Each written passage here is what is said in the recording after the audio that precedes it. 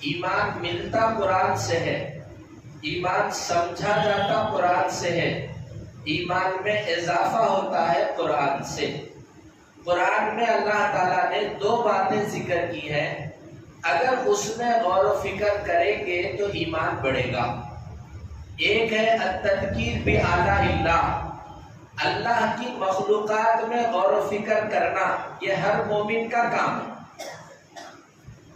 جیسے ہم لوگ دنیا کی چیزوں میں پلاننگ کرتے ہیں، روز مرہ اللہ کی مخلوق میں غور کرنا ہے۔ مچھلی ہے، آسمان اور زمین کے نیچے بے شمار مخلوقات ہیں، جس میں جتنا آدمی غور کرے گا اللہ کی قدرت اس پر اتنا آشکارا ہوگی۔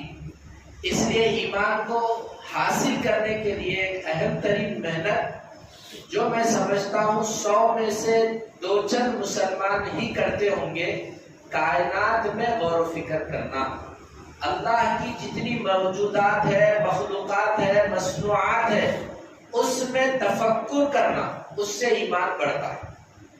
حدیث میں کہا گیا تفکروا فی خلق اللہ ولا تفکروا فی اللہ، اللہ کی مخلوق میں غور کرو، اللہ کی ذات میں غور مت کرو۔ بہت کم ہے ایسا کہ لوگ اللہ کی مخلوق میں غور کرتے ہیں۔ 2 طرح کی اللہ کی مخلوق ہے، ایک آفاقی ہے، 3 طرح کی اللہ کی مخلوق ہے، ایک آفاقی ہے، دوسرا انفسی ہے، تیسرا ارضی ہے۔ آفاقی کا مطلب آسمان اللہ کی مخلوقات کا ایک دنیا ہے۔ انفسی کا مطلب میری ذات میں بھی غور کرنا۔ آپ گھر میں جائیے، آج بگارہ کھانے کا دن ہے، کل بھی جمعہ کو بگارہ کھانا بنا تھا، آج بھی بنا، وہی کچن ہے، وہی ہڈیاں ہیں، وہی مسالے ہیں، لیکن آج کا ٹیسٹ الگ رہے گا، کل کا ٹیسٹ الگ رہے گا۔ بنانے والی سے، کچن سے، سامان سے، پھر یہ لذت بدلنی کیسا، وہ خدا کی قدرت ہے۔